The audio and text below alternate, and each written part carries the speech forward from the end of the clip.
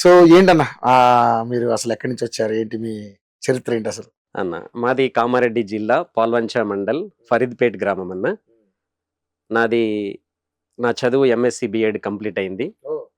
నేను గత 16 సంవత్సరాల నుంచి జానపద కళారంగంలోనే కొనసాగుతున్నాను.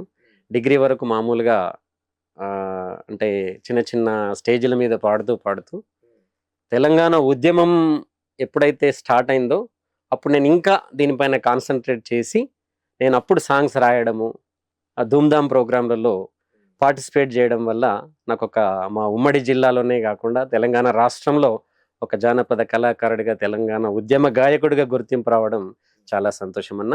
మా తల్లిదండ్రుల పేర్లు కర్వల సావిత్రి, నారాగౌడ్. మా అమ్మ నాన్నకు 4 సంతానంలో నేను 3వ సంతానము. మాకు 2 అన్నయ్యలు, ఒక తమ్ముడు అన్న. నాకు పెళ్ళయింది. మా భార్య పేరు సుమలత, ఒక బాబు రిఖిల్ గౌడ్, పాప వర్ణిక.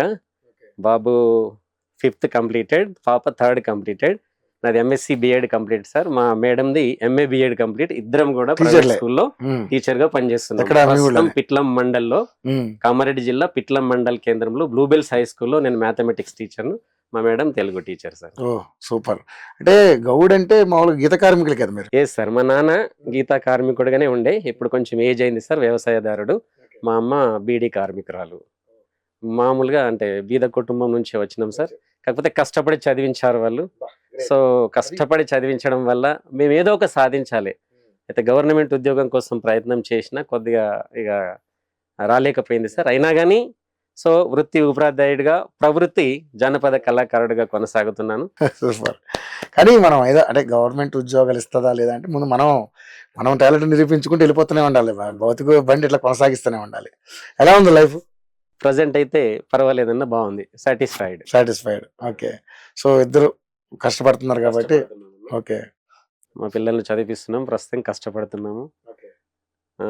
ఈ రోజు అసలు చాలా సంతోషం. ఎందుకంటే ఫస్ట్ మొదటగా మీ యోయో టీవీ యాజమాన్యానికి ధన్యవాదాలు తెలుపుతున్నానన్న. మీ యోయో టీవీ ప్రేక్షకులకు కూడా ధన్యవాదాలు. మా తల్లిదండ్రులకు పాదాభివందనాలు. మా బ్రదర్స్కి, మా కుటుంబ సభ్యులకి, మా గ్రామ ప్రజలందరికీ, నాతోటి స్నేహితులకు, శ్రేయోభిలాషులకు, నన్ను కళారంగంలో ప్రోత్సహించిన ప్రతి ఒక్కరికి యోయో టీవీ ఛానల్ ద్వారా ప్రతి ఒక్కరికి నా యొక్క హృదయపూర్వక ధన్యవాదాలు తెలియజేస్తున్నాను. ఈరోజు చాలా సంతోషం అన్న, మీరు ఈ అవకాశం ఇచ్చినందుకు మీకు ప్రత్యేక. టాలెంట్ ఎక్కడున్నా ఆ వ్యక్తి ఇక్కడ ఉంటాడు. పైగా మీరు మల్టీ టాలెంట్ కాబట్టి ఇంకా తొందరగా వస్తారన్నమాట. ధన్యవాదాలు. ఇంకొకటి ఏంటంటే నా కళారంగంలో నాకు ఒక సంతోషమైన విషయం ఏంటంటే, కళారంగంలో దూసుకుపోతుంటే నాకు ఒక 7 రాష్ట్ర స్థాయి, 7 జాతీయ స్థాయి అవార్డులు వచ్చాయి. 3 అంతర్జాతీయ స్థాయి అవార్డులు. అలాగే ఇటీవల mother India book of world record లో మల్టీ టాలెంటెడ్ పర్సన్ గా నా పేరు నమోదు కావడం ఒక అరుదైన రికార్డ్. అది చాలా సంతోషకరమైన విషయం అన్న. సో అంటే ఇప్పటి వరకు అయితే నేను ఎంచుకున్న కళారంగంలో నాకు కొద్దిగా సాటిస్ఫైడ్ ఉంది. మీలాంటి వాళ్ళ ప్రోత్సాహం ఉంటే ఇంకా ముందుకు తీసుకెళ్తామన్నా. తప్పకుండా మీకు ఆ ప్రోత్సాహం కలిగిస్తాను. సో దేవగౌడ అన్న, నిజంగా అంటే మీ చరిత్ర మొత్తం కూడా చెప్పేశారు. చిన్నప్పటి నుంచి ఏ రకంగా పైకి వచ్చారేంటి అనేది. ఇలా చేస్తున్న క్రమంలో అన్న, కళారంగంలో దూసుకుపోతున్న క్రమంలో నేను లఘు చిత్రాల్లో కరోనా టైంలో కొన్ని మెసేజ్ ఓరియంటెడ్ షార్ట్ ఫిలిమ్స్ తీయాలని ఒక 2-3 డైరెక్షన్స్లో, నా డైరెక్షన్స్లో లఘు చిత్రాలు వచ్చినాయన్న. నాకు అంటే ఈ ఆర్టిస్ట్గా నటించాలనే కోరికతో నాకు ఇప్పటి వరకు 32 షార్ట్ ఫిలిమ్స్ లో నటించాను. బందూక్ అనే మూవీలో తెలిసి ఉంటది. ఆ మూవీలో ఆడిషన్స్ ద్వారా నేను సెలెక్ట్ కావడం, ఆ మూవీలో నటించడం, అండ్ అర్ధనారి అని ఒక మూవీలో దాంట్లో కూడా నాకు మంచి క్యారెక్టర్ వచ్చింది, స్పెషల్ క్యారెక్టర్ వచ్చింది. సో నాకు రిలీజ్ అయింది సార్. బందూక్ రిలీజ్ అయింది, అర్ధనారి రిలీజ్ అయింది. అర్ధనారి కూడా రిలీజ్ అయింది సార్. 2016 లో రిలీజ్ అయింది.